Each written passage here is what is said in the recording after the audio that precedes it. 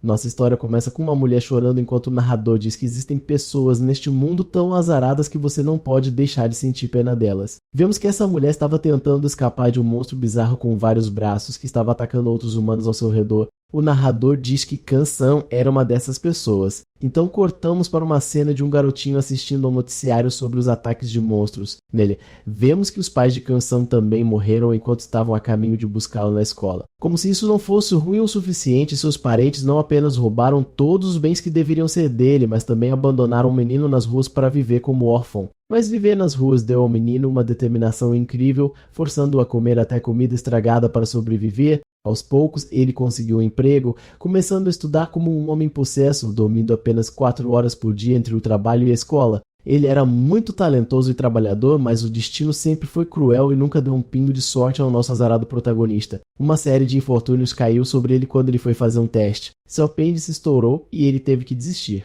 Ele tentou fazer outro teste, mas o ônibus em que estava capotou no meio do caminho e ele acabou chegando atrasado e perdendo o teste. Em outro dia aleatório, ele estava prestes a sair de casa quando uma bicicleta caiu e de alguma forma travou sua porta, prendendo dentro e fazendo perder a escola. Embora estivesse fazendo o seu melhor, uma série de incidentes infelizes como esse continuaram acontecendo com ele, levando o protagonista a uma vida cheia de fracassos. Ele estava prestes a desistir de se tornar um caçador, conseguiu um emprego decente, mas ainda tinha uma última esperança se todo o resto desse...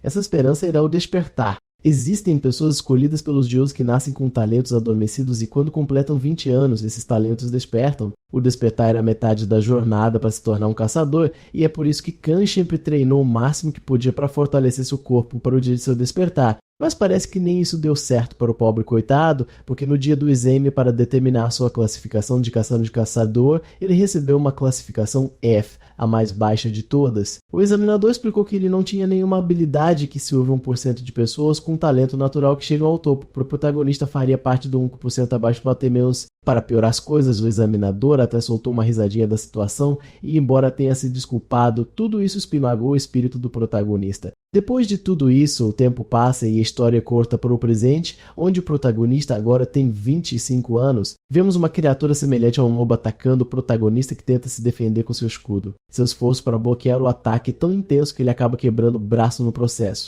A criatura avança sobre ele, cheia de raiva em seus olhos, pronta para acabar com ele com seus dentes. Mas o protagonista agarra as patas do lobo e olha para ele com determinação, mostrando que não vai cair tão facilmente. Ele agarra o braço da criatura e o vira para baixo para tentar desequilibrar o lobo, e quando ele cai, o protagonista acerta uma forte joelhada bem no focinho da criatura. A criatura então cai violentamente no chão, derrubando tudo ao longo do caminho. O protagonista então olha para alguém e implora para que ela use sua magia, pelo amor de Deus, porque as coisas estão ficando ruins para ele. Essa pessoa começa a carregar uma bola de fogo e chama o protagonista de escudo humano, dizendo-lhe para esperar porque ela ainda está concentrando sua magia. Khan percebe que se meteu em uma situação ruim. Ele explica que formou uma equipe com aquele mago e outro tanque, mas se arrepende de tê-lo feito. Eles estão cercados, e o outro tanque já perdeu um braço no meio de todo esse caos. Além disso, o mago que deveria estar lançando feitiços para causar dano aos monstros, por alguma razão não estava mais conseguindo fazer seu trabalho corretamente. Essas criaturas com cara de lobo são chamadas de Gnose, embora não sejam monstros fortes, o mago de classificação ainda luta para vencer apenas 2 deles sem a ajuda do mago.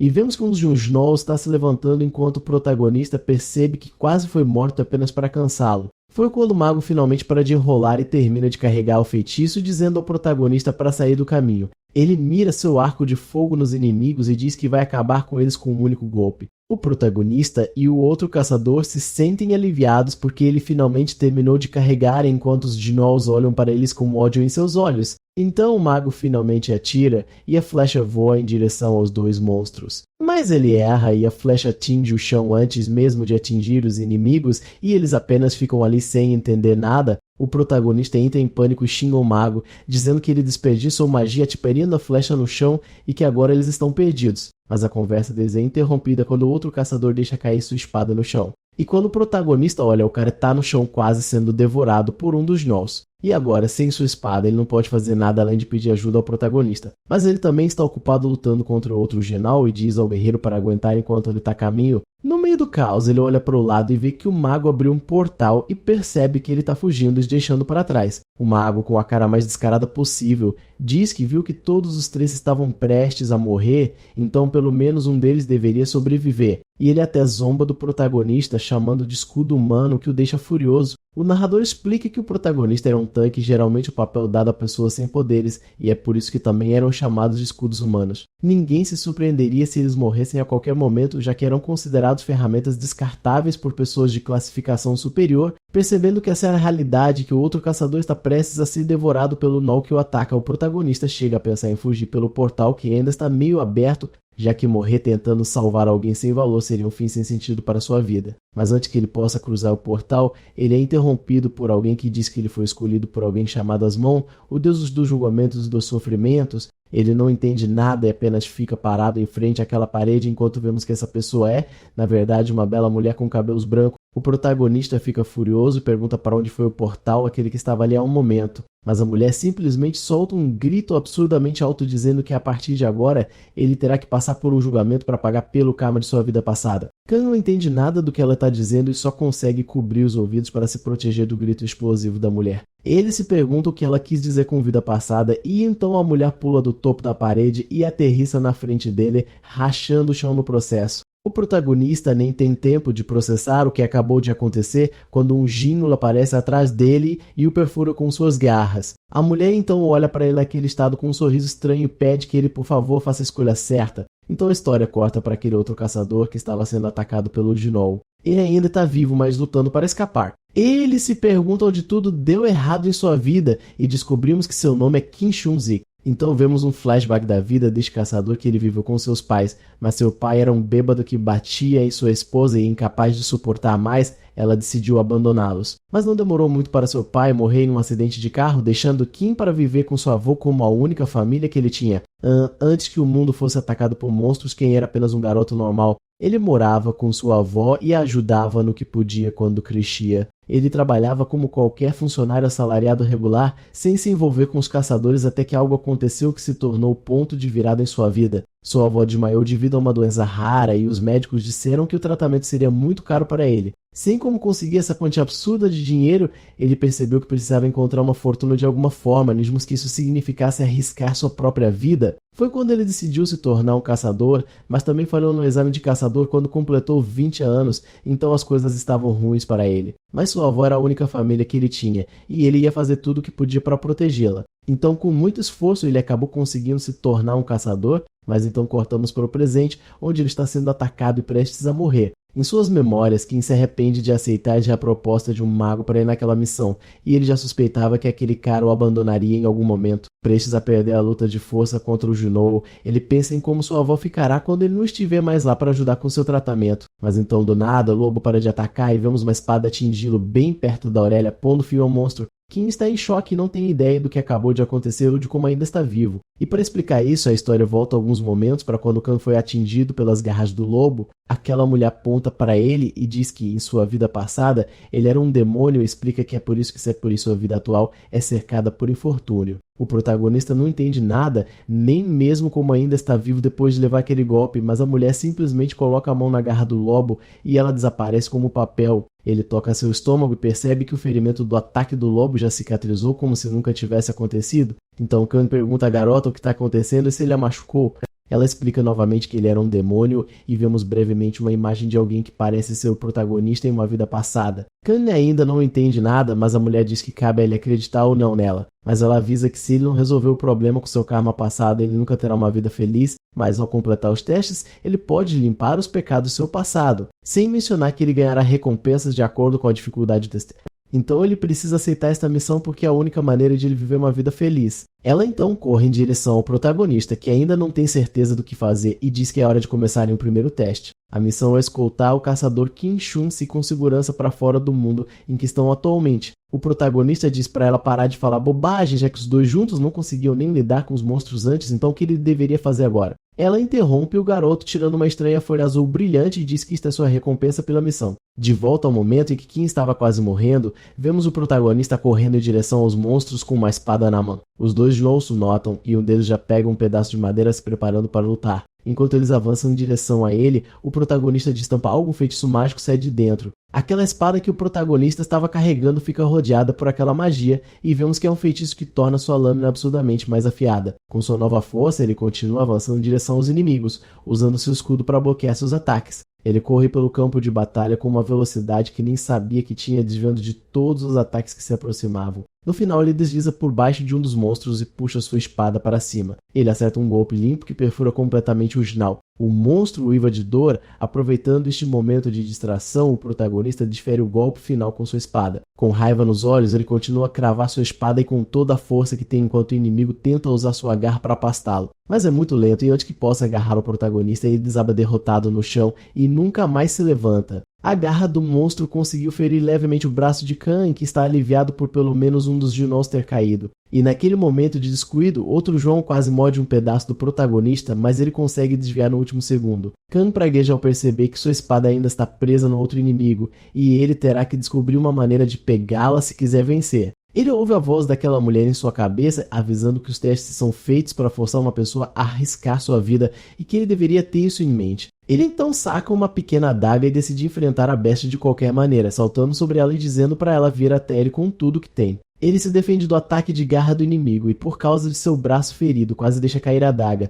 mas ele se agarra firmemente e, com um grande esforço, ele consegue atingir o Jnal em um ponto vital e crava a lâmina com toda a sua força. O monstro cai e agora sem vida, e o protagonista respira, aliviado por finalmente ter conseguido, mas então ele se lembra que Kim ainda está em perigo e ele corre para recuperar sua espada, que ainda está presa no Knoll. Depois de pegá-la, ele atira com toda a sua força e acerta um golpe perfeito no inimigo que segura Kim, acabando com ele em um único golpe. O protagonista olha para ele com uma expressão aliviada, então desaba no chão, completamente exausto após a luta. Mas antes disso, ele recebe uma mensagem em sua mente dizendo que o teste foi concluído e ele agora receberá sua recompensa. O protagonista então acaba desmaiando e é acordado por alguém batendo seu rosto e dizendo para ele sendo apreendido. Quando a cena corta, vemos que é aquela mulher parecendo impaciente com o protagonista e já prestes a socá-lo se ele não acordasse. Khan ainda está zonzo, mas a garota entrega-lhe um pedaço de papel dizendo que é sua recompensa por completar a missão. O protagonista não entende e pergunta por que é apenas um pedaço de papel, mas a garota fica brava e diz para ele ser grato porque ela teve o trabalho de imprimi-lo para ele.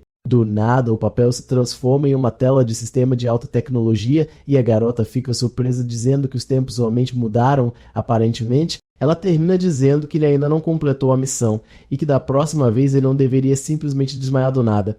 Então simplesmente diz adeus e desaparece. O protagonista olha mais de perto para sua recompensa e percebe que recebeu um monte de novas habilidades de uma vez. Entre elas está uma habilidade de cura de 3 estrelas que, além de curar, também permite que ele sacrifique seu AQP para recuperar mais do que o normal. E a outra é uma habilidade de evolução que aumenta sua defesa e diz que quando ele atingir 50 de poder sagrado, ele irá evoluir. O protagonista explica que a maioria dos caçadores só tem habilidades de 1 estrela, rank D superiores podem aprender habilidades de 2 estrelas e as de 3 estrelas são apenas para os mais sortudos. Então ele fica super feliz porque seus esforços foram finalmente recompensados com uma habilidade poderosa. Mas então ele se lembra que a garota disse que ele ainda não havia completado aquela missão porque ainda tinha que escoltar Kim para fora daquele lugar. Ele vai até o amigo deitado no chão e pede desculpas por ter se distraído e esquecido dele, até se perguntando se ele já não estaria morto. Kang percebe que ele está muito fraco e não haverá tempo suficiente para levá-lo a um hospital nessa condição. O protagonista então se lembra de suas habilidades de cura e percebe que é exatamente por isso que ele recebeu a recompensa agora.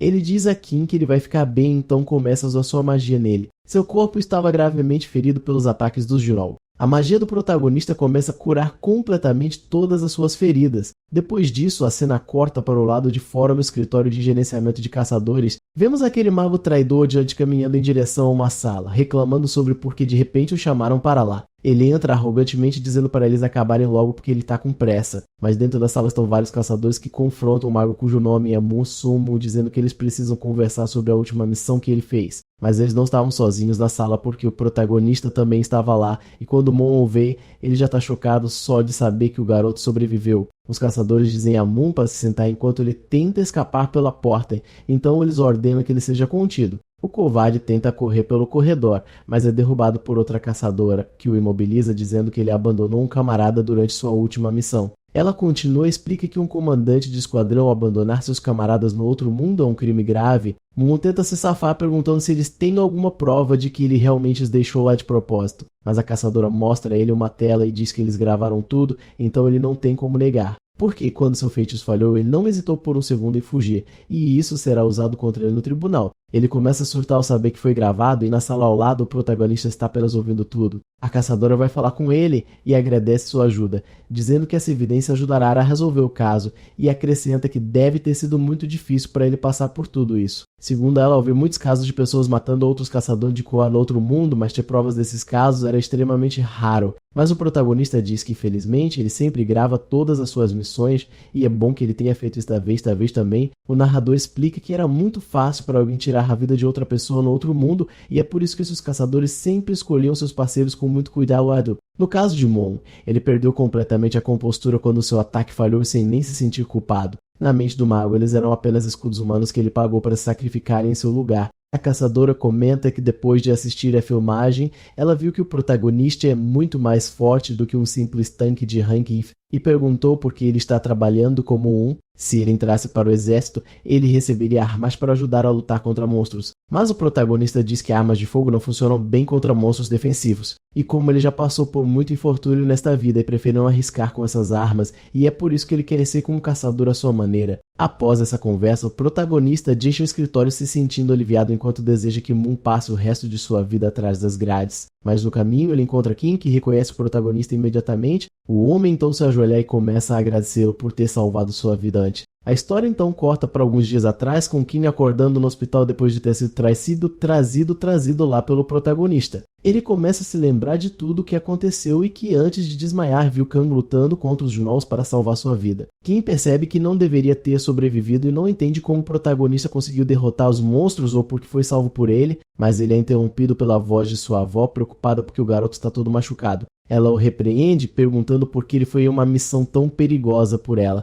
e perguntou se ele ficou louco e quer morrer junto com ela também. Kim diz a ela para se acalmar por causa de sua pressão alta e diz que ele tá bem, mas a senhora diz que ele parece um esqueleto tão acabado que tá. O homem responde que pelo menos ele saiu vivo, mas sua avó diz que se ela morrer, tudo bem porque ela já tá doente, mas que é melhor ele não voltar em mais nenhuma missão. Kim começa a se lembrar dos bons momentos que teve com sua avó e pensa em como ele quer viver uma vida feliz e pacífica ao lado dela. E é aí que sua avó o abraça enquanto chora e implora para que ele não jogue sua vida fora assim. A história então volta ao presente com Kim conversando com o protagonista na rua, ainda se curvando na frente dele e fazendo um escândalo. Kim agradece ao protagonista que responde que no outro mundo você só pode contar com seus companheiros de equipe, então ele não teve escolha a não ser salvar sua vida. Kang diz que também estava assustado e que ele não é nenhum tipo de herói corajoso como Kim pensa que ele é. Mas o homem continua olhando para ele com admiração, o que deixa o protagonista desconfortável, e ele diz para ele parar com isso. O protagonista se lembra que não pode simplesmente contar para Kim, e ele só o salvou por causa de uma missão, e ele não esperava que eles se encontrassem novamente. Então ele tenta escapar silenciosamente, mas Kim pergunta como pelo menos retribuir a ajuda. Mas antes que ele possa perguntar qual seria a recompensa, mais uma vez o protagonista ouve voz em sua cabeça. Ela diz que um novo julgamento foi recebido e explica a ele sobre a doença da mãe de Kim e diz que o protagonista terá que doar 50 metros Meon para cobrir a cirurgia. O protagonista, ao ouvir tudo isso, se pergunta por que ele deveria ter que ajudar esse cara ainda mais. A voz diz que a recompensa por isso será um aumento de estatísticas e uma nova habilidade de uma estrela. O protagonista verifica sua conta bancária e percebe que tem o dinheiro, mas é tudo o que ele conseguiu economizar depois de anos de trabalho. Ele se sente muito triste com isso, já que essa era a fortuna de toda a sua vida. Mas lembrando da garota dizendo que isso limparia seu karma, ele decide fazer a doação. Ela explica que como ele aceitou trilhar este caminho de provações, ele quer voltar atrás, ele perderá todas as recompensas e terá um karma ainda pior, a ponto de poder acabar em estado vegetativo para o resto de sua vida. E só de pensar nisso faz o protagonista perceber que ele não tem escolha a não ser completar as missões. O protagonista diz que a recompensa que ele receberá pode ser pequena, mas se ele não fizer isso, ele nunca será capaz de enfrentar aprovações futuras também. Ele pensa em como a profissão de caçador é lucrativa e que se ele se tornar um caçador renomado, ele pode ganhar de volta aqueles 550 mil won em pouco tempo. Em sua situação atual como um caçador de nível F, ele não pode nem acessar o mercado de caçadores, então conseguir pelo menos uma nova habilidade é uma vantagem. Então, depois de pensar muito, ele decide ligar para a Associação de Caçadores, faz a doação e recebe sua nova habilidade que ainda não nos foi revelada. A cena então corta para um teste sendo conduzido e o examinador chama os participantes para frente. Ele explica que será um teste dentro da realidade virtual, onde os participantes controlarão personagens pré-fabricados para afetar suas habilidades. Os personagens terão classes e papéis específicos, e o objetivo é completar missões de acordo com esses papéis, e não adianta reclamar de qual papel você conseguiu. O examinador explica que se você for habilidoso, seu personagem terá o que é preciso para completar a missão muito bem, mas se você vacilar, não será culpa do personagem. Ele então chama o nome do protagonista e diz que, por coincidência ou não, ele foi designado para o papel de tanque do grupo. Além disso, sua missão é suportar um ataque de gnolls por 5 minutos, algo que o protagonista já fez uma vez. O sistema lhe dará uma espada e um escudo, e todas as estatísticas dos personagens serão bloqueadas em 30. Eles desejam boa sorte ao protagonista e o enviam para o ambiente virtual. Lá dentro, não demora muito para ele encontrar 4 gnolls que já o encaram e se preparam para atacar. Enquanto os examinadores observam a luta de fora, o protagonista pensa em como ele teve que trabalhar duro apenas para aumentar suas estatísticas um pouco. Agora ele finalmente tem uma estatística que chega a 30 e é a mesma do teste, e enquanto ele está pensando nisso, um dos examinadores parece se interessar por ele. O protagonista adquiriu a habilidade Escudo Guardião, que é perfeita para tanques, e decide que este é o melhor momento para testar se ela funciona bem. Os gnolls atacam, mas o protagonista mantém sua posição e quase é mordido por um deles. Ele bloqueia a mordida com seu escudo, mas outro gnoll aparece atrás dele e ataca com suas garras. O protagonista pula e consegue se esquivar no último segundo, evitando por pouco um golpe direto no rosto, embora o monstro acabe atingindo o chão. Ele então se aproxima da criatura e a chuta nas costelas, lançando o monstro para longe e fazendo-o colidir com o outro próximo. O outro ataque vem de cima, mas o protagonista está alerta e se defende com sua espada e escudo. Ele percebe que ter todas as estatísticas do personagem 30 é realmente uma coisa boa, já que o personagem é mais forte e mais responsivo do que seu corpo real. Combinando isso com sua própria experiência de batalha, permite que o protagonista lide com os mãos muito melhores desta vez, mais uma vez chamando a vez Wisdom do examinador. Um dos operadores comentou que a capacidade do protagonista de ler e reagir a situações é muito impressionante. Entre todos os candidatos, ele é o mais capaz. Mesmo sendo apenas um tanque, o protagonista continua lutando usando seus escudos para bloquear os ataques dos gnolls. E no meio de tudo isso, ele joga um deles para longe, o que só deixa a criatura ainda mais furiosa, mas o monstro percebe que mais 3 NPCs estão passando e decide ignorar o protagonista e ir atrás deles. O examinador diz que um dos objetivos do teste de tanque é ver o quão bem o protagonista pode proteger seus aliados e pergunta se ele sequer notou os NPCs.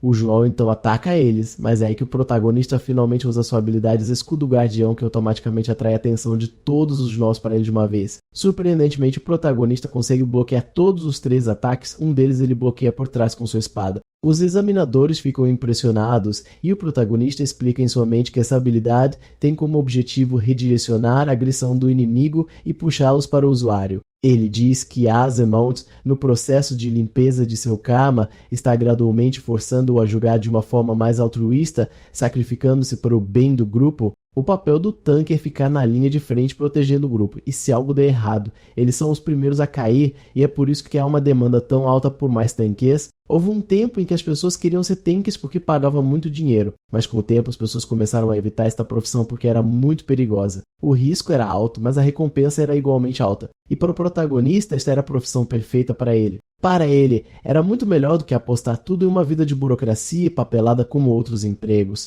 O estilo de vida de tanque se encaixava muito melhor. O protagonista se perdeu tanto e pensou que, sem nem perceber, o teste já havia terminado e os monstros tinham desaparecido. Sua prioridade agora é ser promovido e deixar o nível para trás, porque neste nível ele não pode nem participar de raids de alto nível, e além disso, ele quer se livrar da má reputação de ser de baixo nível. E é que ele olha para a tela grande mostrando os resultados, e vemos que todos estão chocados com o resultado do protagonista, um impressionante níveis plus, uma pontuação perfeita. A cena corta para a Associação de Caçadores, onde um dos examinadores está reprovando um monte de pessoas e chamando todos de patéticos. Ele diz que essas pessoas não conseguem nem passar em um teste básico. Então, o que eles estavam pensando em se candidatar em primeiro lugar? O examinador pergunta se eles não conhecem seus próprios limites, já que o campo de batalha não é um playground para eles brincarem. Enquanto diz isso, ele se lembra de um evento traumático de seu passado, mas ele perde o foco quando vê um arquivo que chama sua atenção. Ele fica surpreso com o registro do protagonista dizendo que ele demonstrou o comportamento ideal de um tanque e, além disso, não sofreu um único golpe durante todo o teste. Além disso, ele protegeu seus aliados com maestria depois de atrair os monstros para si, e esse é o nível mais alto esperado nos testes básicos. Mas então o examinador é chamado por outro membro da equipe e descobrimos que ele também é um líder de equipe. De volta ao teste, uma caçadora explica que na próxima fase os participantes serão divididos em equipes de 5 pessoas e 2 dessas equipes farão testes.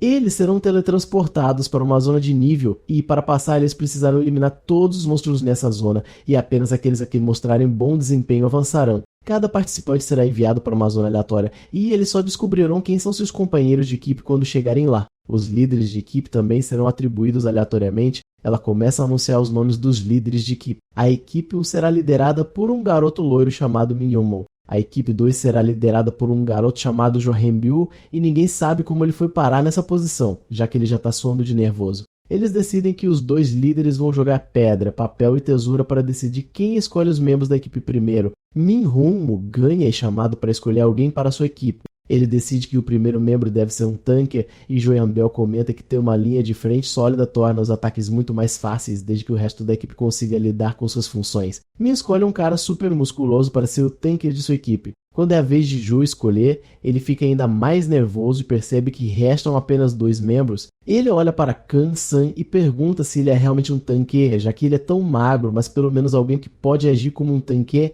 é melhor do que nada, então ele o escolhe para a equipe. A seleção da equipe continua por um tempo até que finalmente termina e as equipes estão completas. O examinador explica que em uma batalha real ninguém os protegerá, então eles devem usar o próximo intervalo de 30 minutos para se preparar para o teste e conhecer sua equipe. A equipe de Min comemora por ter uma linha de tanque sólida e o líder diz que se todos se mantiverem em suas posições, tudo correrá bem e eles começam a planejar sua estratégia. Enquanto isso, na equipe do protagonista as coisas não parecem estar indo muito bem e o clima é péssimo. Vendo que o líder estava muito nervoso para falar, o protagonista inicia uma conversa e pergunta se eles também vão planejar uma estratégia. Ouvindo isso, Joe começa a gritar desajeitadamente, tentando animar a equipe perguntando se alguém já tem uma estratégia em mente. Enquanto eles conversam, aquele mesmo examinador continua observando o protagonista. Ele comenta sobre a aprovação do protagonista e os testes que ele falhou, dizendo que ele tem potencial, mas carece de talento. Então os 30 minutos acabam, os examinadores anunciam que o teste está prestes para começar.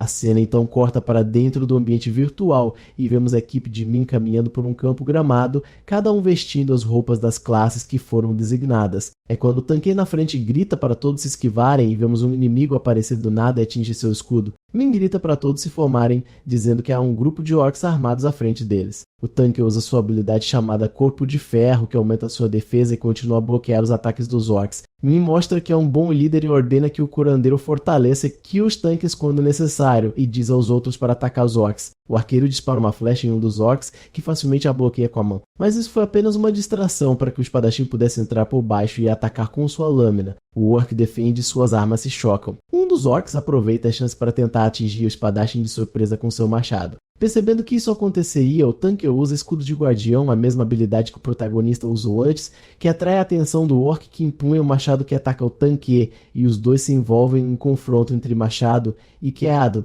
Logo, os outros 2 orcs se juntam ao ataque, todos os 3 atacando o tanque ao mesmo tempo, que faz de tudo para detê-los. Min explica em sua mente que pode parecer que eles estão lutando, mas com os buffs e a cura dos curandeiros, eles devem ser capazes de aguentar um pouco mais. Então ele e o arqueiro aproveitam esta chance para tentar pegar os orcs de surpresa. Tudo parece estar indo de acordo com o plano, até que Min ouve um rosnado de longe e de repente congela sem saber o que fazer. Quando ele olha para cima, uma horda de orcs está vindo em sua direção, todos fortemente armados. Ele conta e vê mais 8 orcs se aproximando.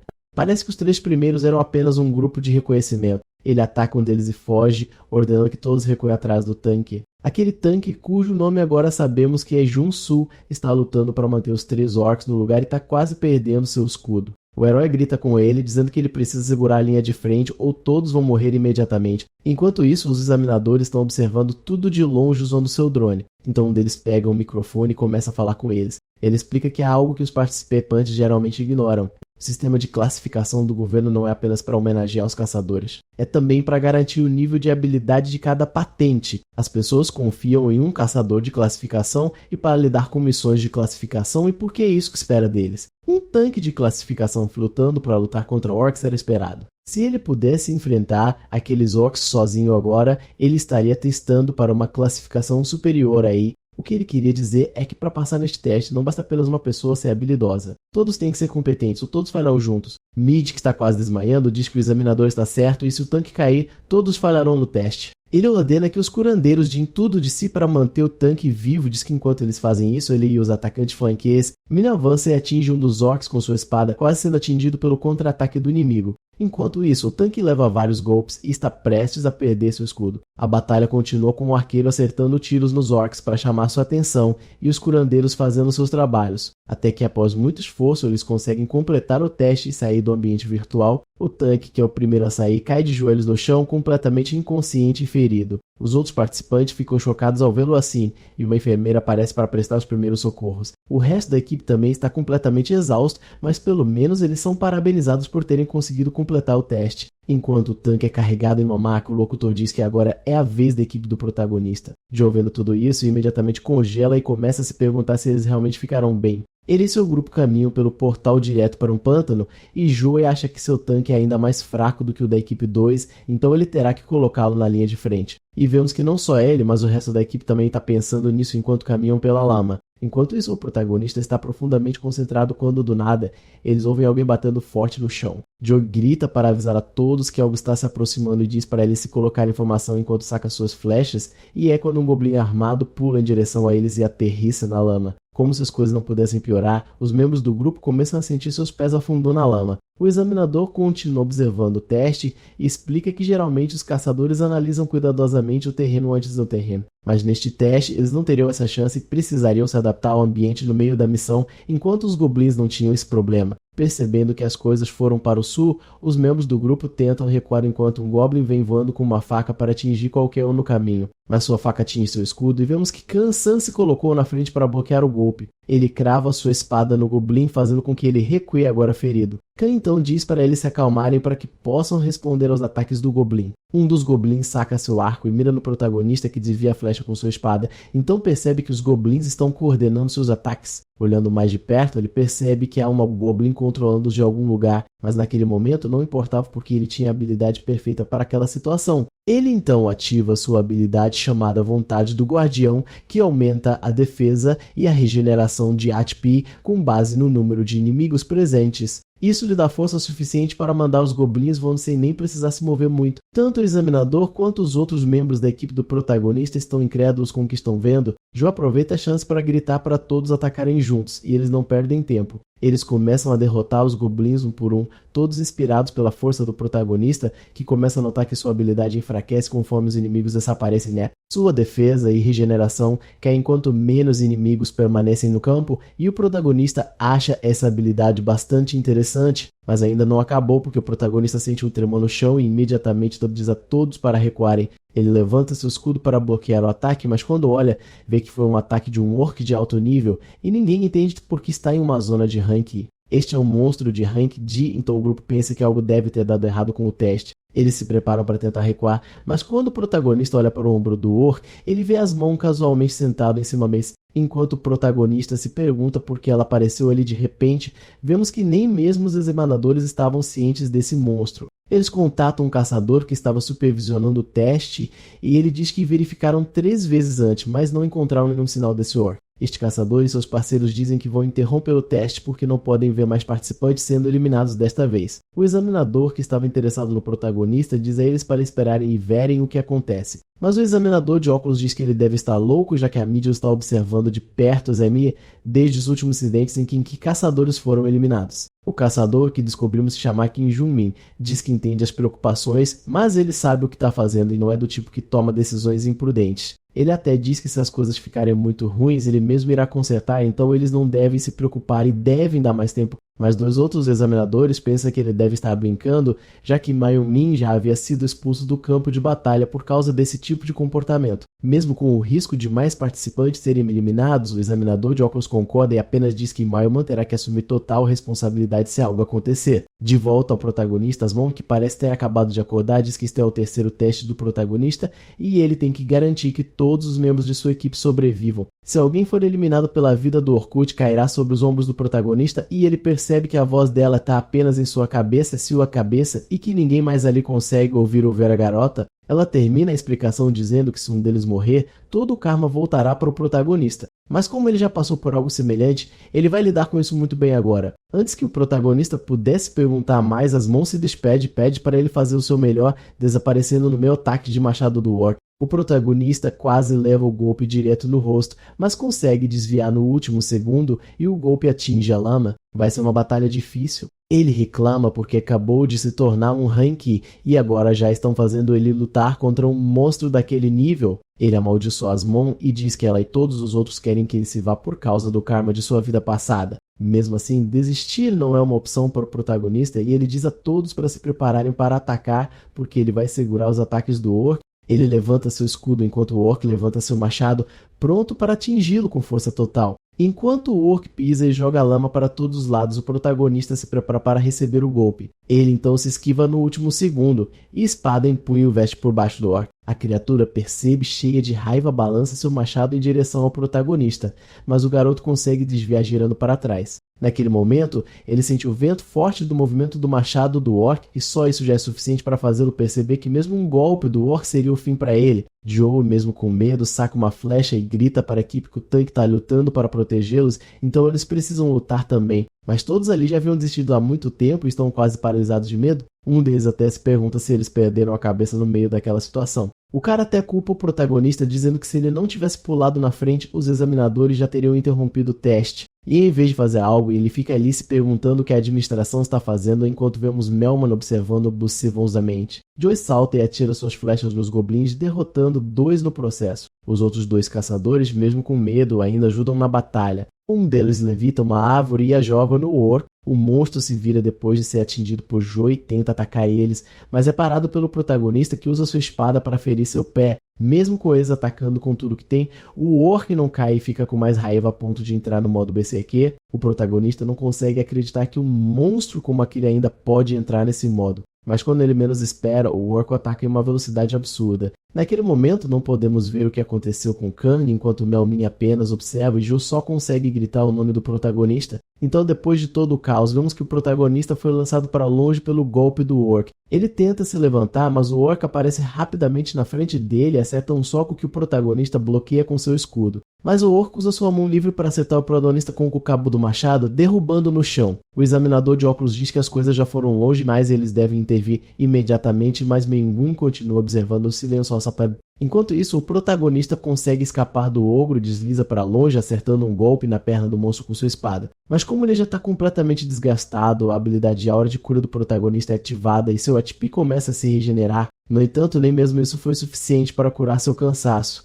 Enquanto seus companheiros de equipe perguntam se ele está bem, o protagonista começa a se perguntar se ele deveria simplesmente desistir. Mas depois de pensar bem, ele percebe que a chave para a vitória é simplesmente impedir que o orc ultrapasse um certo ponto. Então reúne toda a motivação que ainda tem e diz que vai segurar o orc ali até o fim para que todos os outros consigam sair vivos. Ele grita para seus companheiros, dizendo para não se preocuparem e continuarem lutando, dizendo que ele pode aguentar. Em meio ao desespero dos examinadores e orcs caídos, o grupo do protagonista continua atacando o orc. Kang então percebe que o orc também está ficando cansado e diz a todos para aguentarem só mais um pouco porque eles podem vencer. Mas o orc está tão bravo quanto cansado e desfere outro golpe poderoso no protagonista, enviando voando novamente. Agora o grupo já está acostumado aos movimentos do orc e aproveita a brecha para bombardeá-lo com ataques. Depois de tantos ataques, o Oro finalmente cai de joelhos e Joe começa a se sentir aliviada, dizendo que eles enterram. Mas de repente, o Orc solta outro rugido e joga seu machado no protagonista com toda a força que ainda tinha. Joe grita para o protagonista ter cuidado e Ken se prepara, se perguntando se ele será capaz de bloqueá-lo.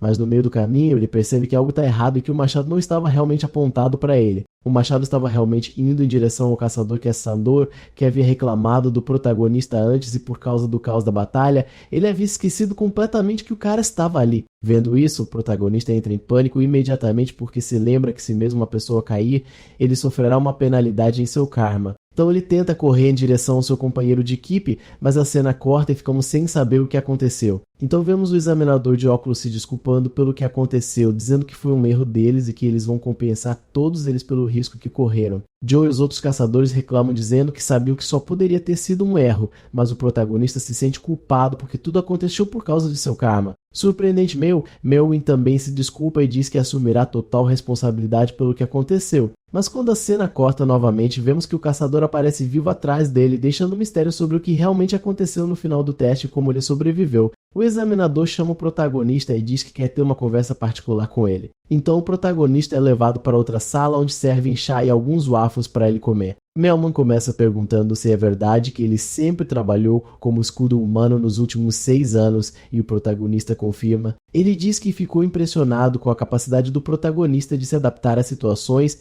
e por um momento confiou que ele já era bom o suficiente para derrotar um Soul. O protagonista finalmente entende por que eles passaram tanto tempo sem fazer nada e nem mesmo Asmund interferiu. O homem então vai direto ao ponto e diz que seu objetivo é que o protagonista se junte aos Rangers, que é o grupo do qual ele faz parte. Ele explica que por enquanto ele só atua como examinador, mas que voltará a ser um Ranger em alguns meses e até diz que pode registrar o protagonista se ele quiser. Dessa forma, ele poderá trabalhar como funcionário em tempo integral, se preferir, poderá trabalhar para ele como mercenário. Ele diz que ficou impressionado e descobrimos o que aconteceu na floresta no final do teste. O protagonista conseguiu empurrar seu companheiro de equipe para fora do caminho no último segundo e levou o golpe do machado do orc diretamente no peito. Ele caiu para trás e seus companheiros de equipe temeram que ele tivesse sido eliminado. Mas então sua habilidade de vontade do Guardião foi ativada e ele foi curado e ganhou um aumento de defesa. Mayumin diz que nem qualquer um poderia ter feito isso e pergunta mais uma vez se ele quer se juntar aos Rangers, oferecendo a ele um contrato para assinar. Khan nem consegue acreditar que um grupo tão renomado como os Rangers,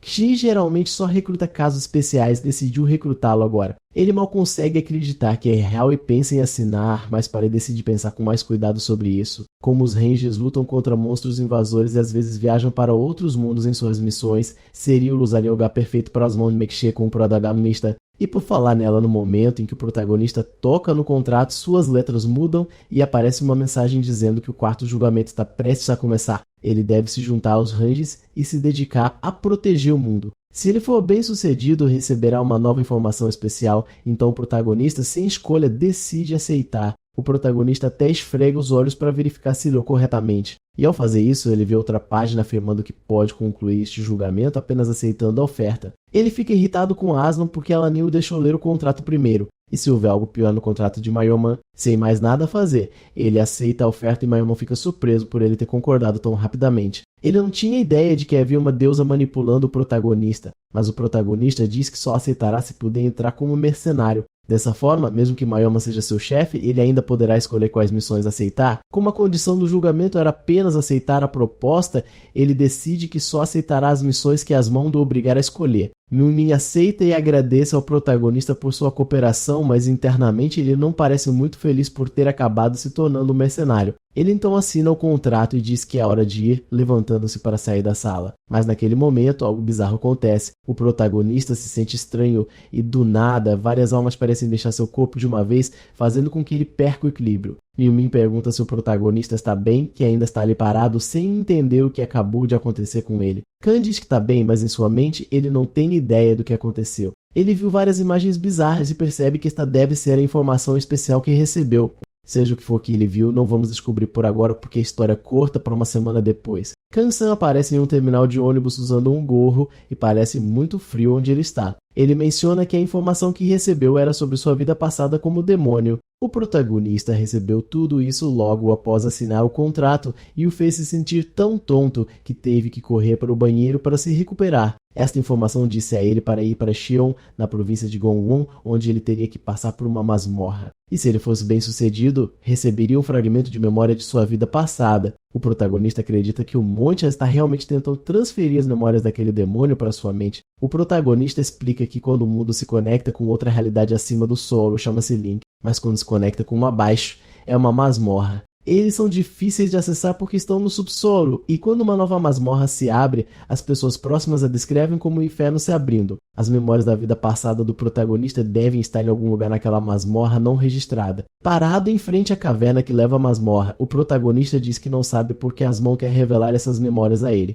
Mas o protagonista tem tido um sentimento horrível desde que recebeu essa informação na semana passada, e ele precisa descobrir o que está causando isso. O protagonista decide entrar, mas primeiro ele coloca uma barreira mágica na entrada para impedir que os monstros de dentro escapem para o mundo. Essa é a primeira regra ao explorar uma masmorra. Outras regras básicas são preparar comida e equipamentos, pois você nunca sabe quanto tempo ficará lá dentro. Também é importante ter uma lanterna, pois geralmente está completamente escuro dentro das masmorras. O protagonista leva um tempo para encontrar sua lanterna, mas quando finalmente o faz, a primeira coisa que vê é um enorme crânio na frente dele. Ele grita de susto e percebe que eles são realmente soldados esqueletos e um deles está armado com uma espada. O protagonista sente que definitivamente há algo importante ali. O problema é que ele já lutou para derrotar um esqueleto e agora há 5 na frente dele, mas agora o protagonista está treinado depois de quase ser eliminado tantas vezes. Ele aprendeu a lidar com as coisas sozinho. Ele consegue derrotar os esqueletos com sua espada e explica que os esqueletos atacam sem parar por nosso entendedor, mas são fracos a ataques divinos. Esse tipo de ataque faz com que monstros do tipo sombrio se desintegrem instantaneamente. O protagonista diz que se todos os monstros lá dentro tiverem esse atributo, ele deve ser capaz de prosseguir sozinho.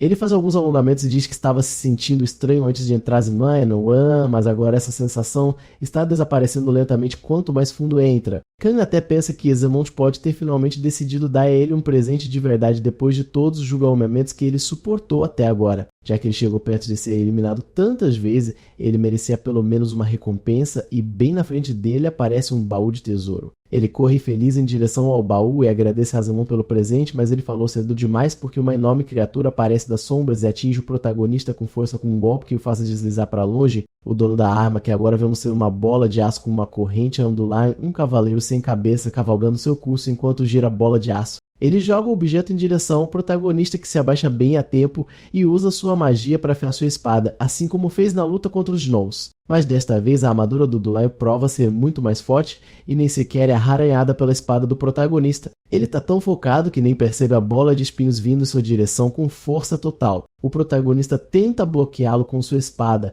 mas é jogado para trás e percebe que nem mesmo com a ajuda da magia ele consegue cortar aquela bola. Ele percebe que o Dulan está em outro nível e, para piorar, sua espada está quase quebrando com o impacto. Kang continua fazendo seu melhor para desviar os ataques do Dulan, mas ele sabe que se a espada quebrar, ele não terá chance contra um monstro de ranking como aquele. No entanto, ele percebe algo, como na missão que recebeu de Asmon dizer apenas que ele precisava limpar a masmorra, mas não dizia como. Então Mephin diz que ele era obrigado a arriscar sua vida lutando contra o Dulan como estava fazendo. Ele percebe que o baú pode ser a recompensa que Asmon mencionou a ele. Então, sem tempo para perguntas, ele decide apenas pegar o baú e fugir com ele. Mas ele ainda precisa encontrar uma maneira de desviar do Dulaia para escapar e se pergunta como uma criatura sem cabeça sabe onde ele está para atacar. O protagonista, por um momento, pensa em apenas correr o risco e fugir aleatoriamente como um lunático. O cavaleiro não tem olhos, mas seu cavalo tem e definitivamente está usando sua visão para localizá-lo. Então ele joga sua lanterna no ar, conseguindo cegar o cavalo por alguns segundos. O Dulan fica confuso com o movimento errático do cavalo e começa a balançar sua bola de ferro em todas as direções,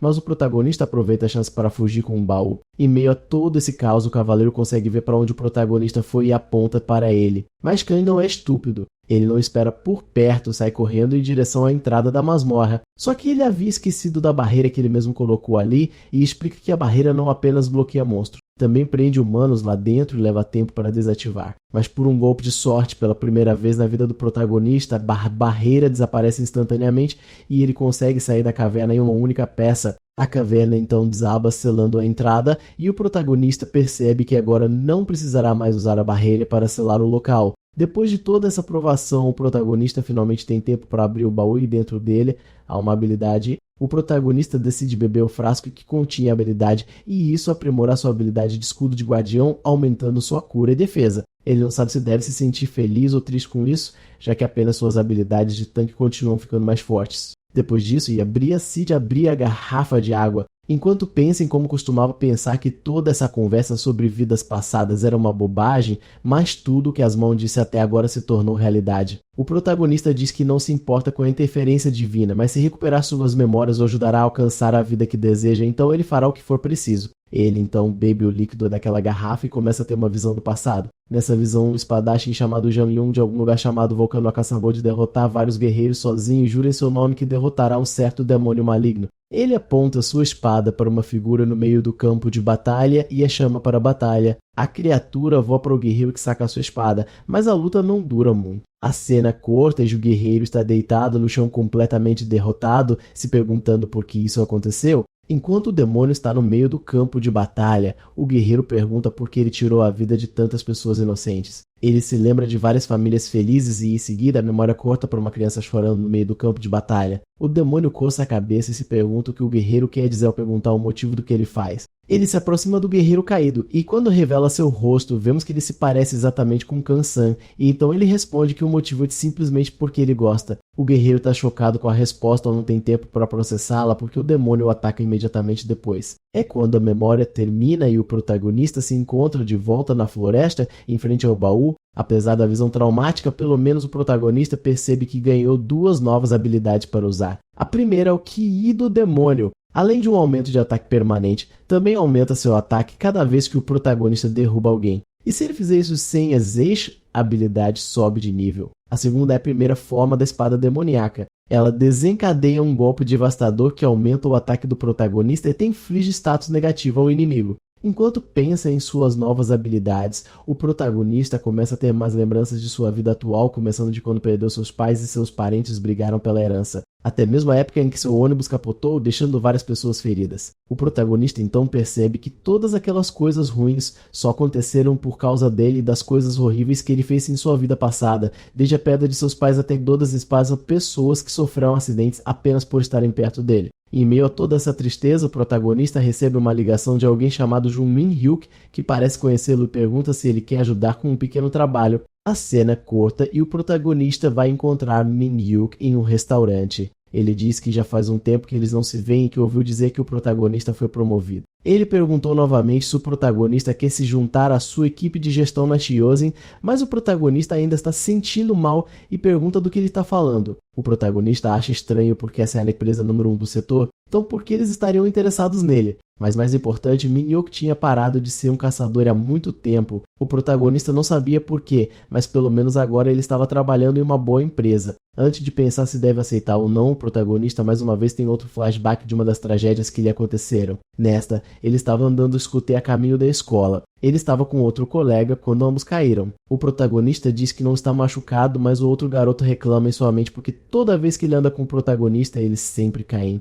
O garoto até zomba do protagonista dizendo que deve ser uma maldição e que talvez ele até tenha mandado seus próprios pais para o túmulo também. O protagonista fica com raiva ao ouvir isso, mas quem confronta o garoto é Min-hyuk, que pergunta se é realmente algo que você diz a um amigo. O garoto pergunta porque ele de repente começou a gritar e Min-hyuk diz que há coisas que você pode dizer em voz alta e coisas que você absolutamente não pode. Ele diz ao garoto para pedir desculpas ao protagonista, que aceita o pedido de desculpas e diz que está tudo bem. Min-dip então pula em sua scooter e continua seu caminho, dizendo ao protagonista para segui-lo enquanto o segurança guia os alunos. Então a cena volta para o presente. Min-hyuk diz que o protagonista agora vai começar a fazer incursões de alto nível, já que ele subiu para o nível, e ter uma empresa para apoiá-lo ajudaria muito, pois eles podem escolher os melhores companheiros de que para ele é ajudar no seu crescimento como caçador. O protagonista ainda não consegue esquecer suas memórias como um demônio e se pergunta se ele realmente ficaria bem continuando como um caçador. Ele diz a Min-hyuk que ele só veio ao restaurante apenas para ver o rosto de seu amigo novamente depois de tanto tempo.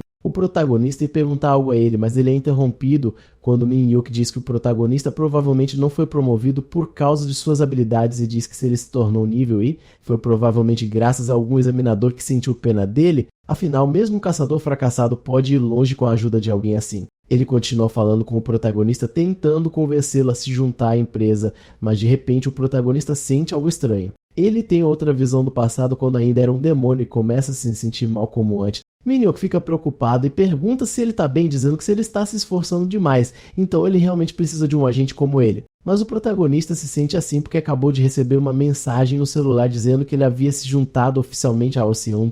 Ele pede desculpas a Min-hyuk por ter que partir tão repentinamente, embora já fizesse muito tempo desde a última vez que conversaram, mas essa não era a hora de ele se deter nisso. Ele diz que realmente só veio para ver seu amigo e para dizer obrigado a ele. Minion diz que está tudo bem, entrega o telefone que o protagonista havia esquecido na mesa, mas eles são interrompidos por um noticiário dizendo que um portal de nível havia se aberto repentinamente e que a área em que estavam era considerada perigosa.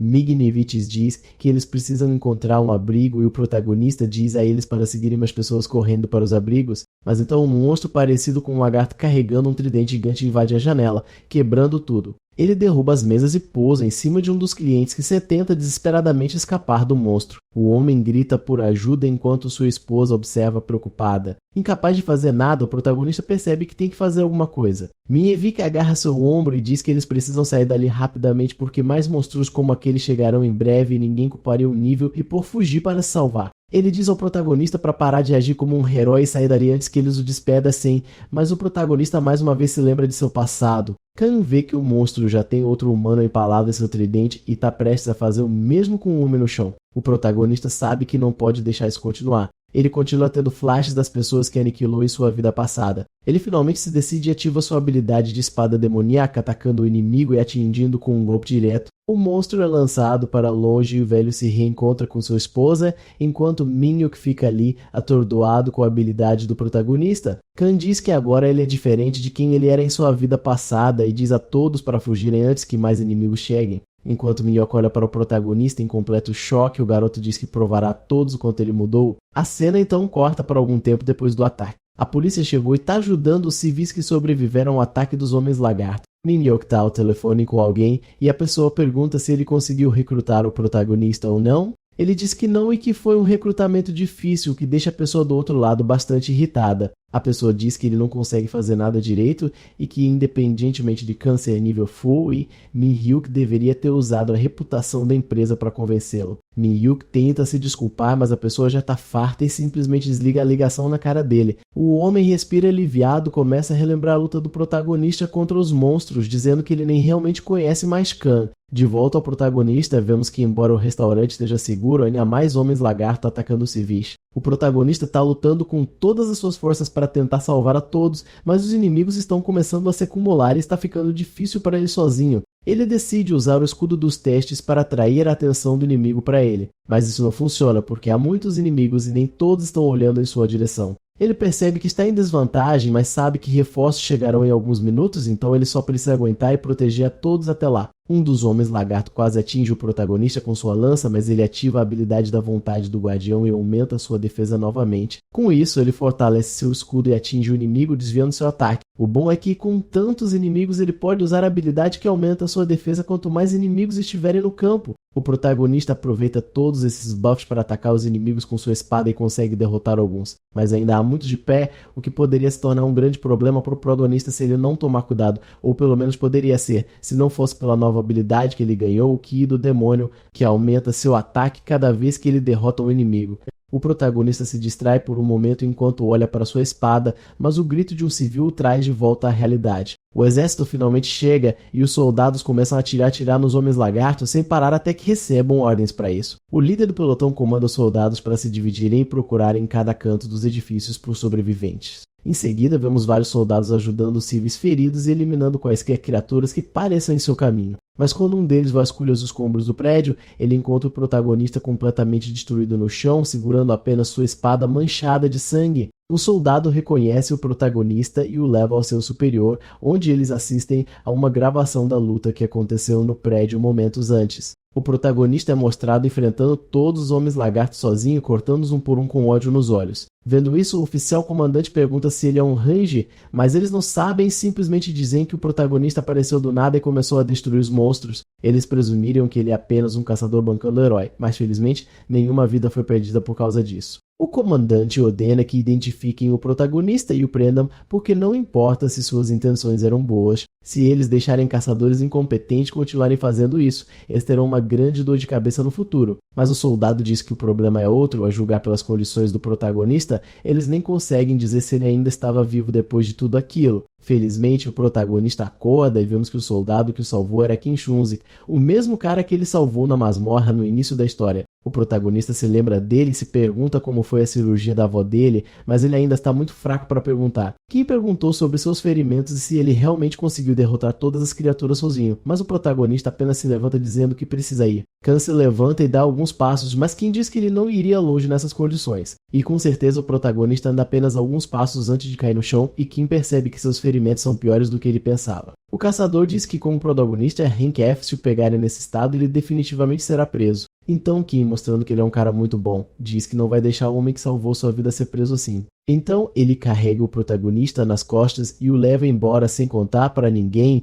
mesmo que isso possa lhe causar problemas no futuro. A cena então corta e quando o protagonista acorda já no hospital, ele se depara com a avó de Kim e ela diz que tinha um hospital, então ele precisa descansar. E que quando ele chegou ao hospital, ela pensou que ele estava muito pior, mas o médico disse que ele não está mais em risco. A senhora oferece algumas maçãs fatiadas para o protagonista comer, dizendo que ele só precisa comer, dormir e seguir o conselho do médico para melhorar. Ela diz que ele é quem salvou seu neto e que ela estava esperando muito tempo para conhecê-lo e tinha ouvido dizer que ele era uma pessoa incrível. O protagonista come a maçã e parece a coisa mais deliciosa que ele comeu em muito tempo, até o fazendo lembrar de sua infância, quando sua mãe ainda estava viva. O jornalista se prepara para entrar ao vivo e anunciar a tragédia que ocorreu esta noite em One Scene em relação ao portal de Hank. Então ele fala com um soldado e pergunta sobre o cidadão que desapareceu após o incidente e questiona se eles foram capazes de ouvir depoimentos. A isso, o soldado responde que assim que chegou se aproximou para ajudar o jovem, mas notou que todos os monstros já estavam mortos. Portanto, eles agradecem a Khan pela ajuda recebida e dizem que graças a este herói pessoas comuns sobreviveram ao desastre. O soldado continua seu discurso sobre o quão grato ele é ao jovem, enquanto este último está se perguntando por que eles ainda estão fazendo isso. Deixando tudo isso de lado, o protagonista em seus pensamentos sabe que agora é mais perigoso do que nunca. Ele continua dizendo que este teste não foi dado por um mero asmão, mas uma batalha que ele escolheu lutar sozinho. Assim, um mini flashback de sua luta contra o monstro ao monstrador. Com grande dificuldade, ele consegue cortar uma das mãos da criatura. Enquanto isso, ele estava empilhando corpos ao seu redor, mas mesmo assim cada vez mais lagartos mutantes continuavam vindo. Vendo que a situação nem piorava nem melhorava, ele diz que embora ele tivesse derrotado 10 dos monstros, não era o suficiente para entrecê-los. Mas o sistema aparece e ativa sua habilidade demoníaca, permitindo que seu poder de ataque aumente temporariamente. O lagarto ancião avança sobre ele, apontando sua lança. Ele até tenta atacar o protagonista que ainda estava distraído, mas nada funciona, já que o protagonista agora está mais forte do que antes e portanto consegue enviar cada vez mais lagartos para seus túmulos. Depois de ativar sua habilidade de sangue aromático, o protagonista salta em direção ao monstro, e com isso a habilidade de natureza demoníaca selvagem é parcialmente ativada junto com as outras. Coberto de ketchup de monstro, ele percebe algo diferente em seu corpo. Ele diz que, independentemente de sua vontade, um ataque é desencadeado automaticamente. Novamente, outras habilidades são ativadas à medida que ele se torna imparável e implacável. Um aglomerado de corpos está ao seu redor, todos têm uma coisa em comum. Todos estão deitados no chão, mas apesar de sua força, sua resistência permanece a mesma com que ele se canse. As habilidades de poder do sangue continuam a se ativar, mas desta vez outra habilidade foi ativada. Os guardiões permitindo que seu HP e defesa sejam restaurados, além de remover o status anormal. De volta ao hospital, ele diz que se não fosse pela habilidade do guardião, ele não sabe o que aconteceria se ele continuasse com a loucura forçada sobre ele. Melhor continuar dizendo que a habilidade de poder do sangue não é deste mundo e que até o sistema comete erros ao explicá-la. Preocupado com o que aconteceu, ele não percebe alguém oferecendo-lhe uma maçã. Uma senhora que estava hospitalizada com ele oferece maçãs deliciosas para ele comer e se recuperar. Ela diz que é admirável que existam pessoas como o herói do desastre. Ela também diz que alguém doou dinheiro para a cirurgia dela. O protagonista não diz nada, mas quem doou dinheiro para a cirurgia dela foi realmente ele mesmo, pois ela é sua avó e ela diz que foi difícil descobrir quem era. Diz qual pessoa em seu juízo perfeito daria dinheiro para alguém que não conhece e quando ele se lembra, ele transferia. Ela continua dizendo que é difícil aceitar e usar o dinheiro para a cirurgia e é aí que o protagonista pergunta por que ela ainda não fez a cirurgia. Então ela estava dentro e diz que decidiu aceitar o dinheiro e que talvez na próxima semana eles permitam que a cirurgia seja feita. Deixando essa conversa de lado, Khan busca ela quais qualificações são necessárias para receber a bênção do guardião, e é aí que a senhora interrompe e começa a falar sobre seu neto que cresceu sozinho e de que tudo isso deve ser uma bênção para que ele não permaneça sozinho. Khan continua comendo normalmente, mas ele engasga com as palavras ditas pela senhora, então ele se lembra que ele é diferente daqueles monstros e encontra alegria em ajudar as pessoas. Então ele deseja boa sorte à senhora e espera que tudo corra bem com a cirurgia dela e isso faz com que seu poder divino e sua fé aumente. Após sua reabilitação no hospital, o protagonista se encontra em frente a um prédio cercado por proteção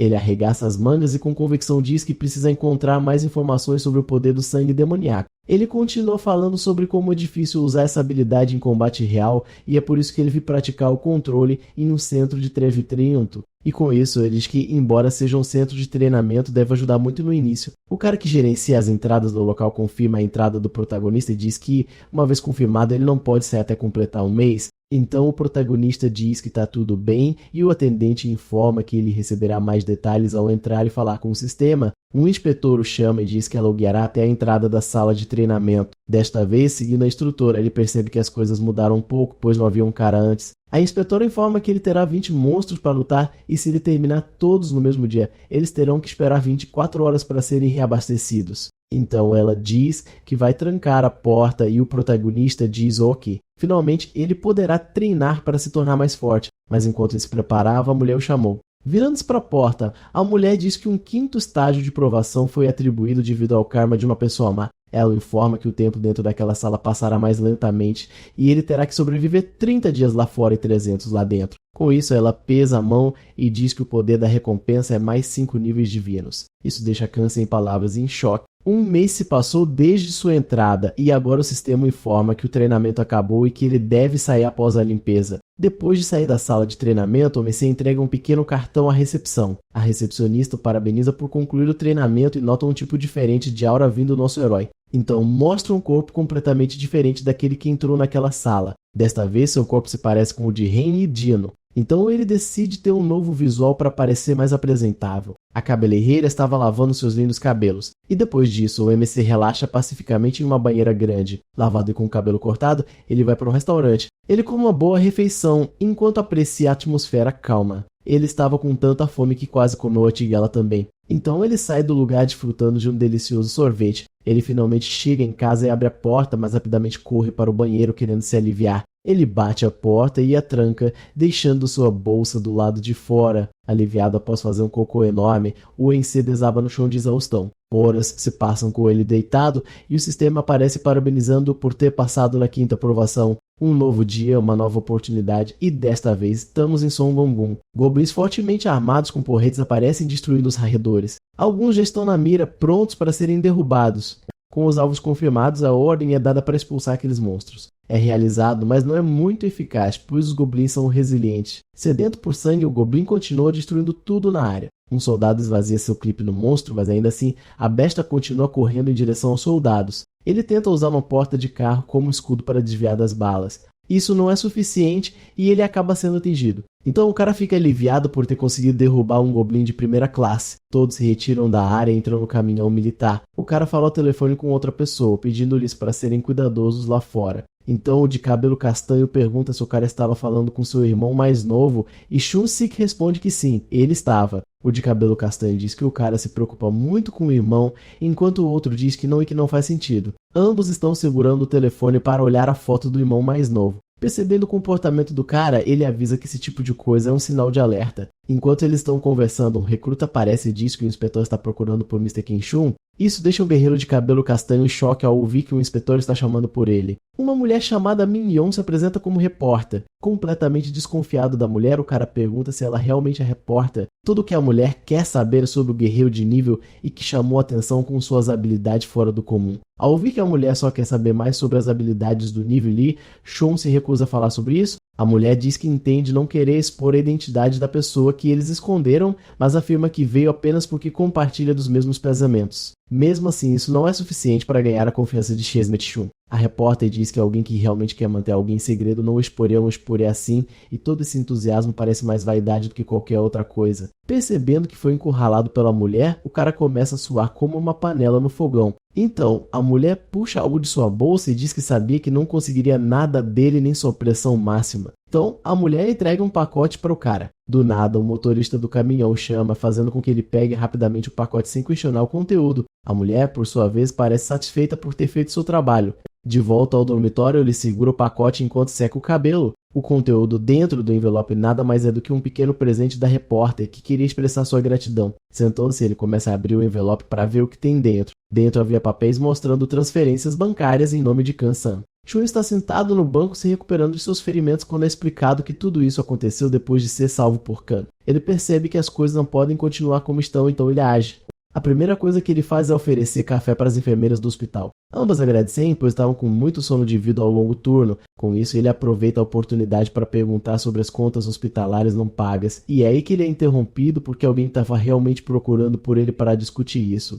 Isso deixa em choque, e ele começa a implorar para que não despejem sua avó, e a enfermeira diz que as contas já foram pagas e que ele não precisa se preocupar. Em seu desespero, ele não percebe o que a mulher disse. A mulher repete novamente que um doador anônimo deu dinheiro para ele e sua avó. Suas palavras finalmente fazem efeito e ele começa a chorar de felicidade. Desta vez, ele chora sobre os papéis da transferência feita por Kang e ele se sente verdadeiramente feliz por tudo isso. Apesar de estar feliz, ele se arrepende de não poder agradecer ao seu benfeitor. Então, ele enxuga as lágrimas de seus olhos e diz mais uma vez o quão feliz ele está. Com isso, ele enfia a mão no bolso e tentou tirar algo. Seu objetivo agora é ligar para a repórter e falar com ela sobre a pessoa. Alguns segundos depois, o telefone da mulher começa a vibrar com notificações. E isso a deixa feliz porque ela sabe quem está ligando, mas ela recebe a triste notícia de que não poderá descobrir quem é a pessoa. No entanto, isso a deixa impaciente com as respostas que tem recebido, impaciente e curiosa. Esse é o estado em que a pobre repórter se encontra, pois não consegue nenhuma informação. O tanque de Wonsimi não escapará das minhas mãos, diz a repórter sedenta por informações. Imediatamente, o protagonista sente um arreio da ponta dos pés à cabeça. Desta vez, o Suense se reúne com um grupo para entrar no Portal Negro mais uma vez. O herói, Johan, agradece a Kansan por se juntar ao grupo,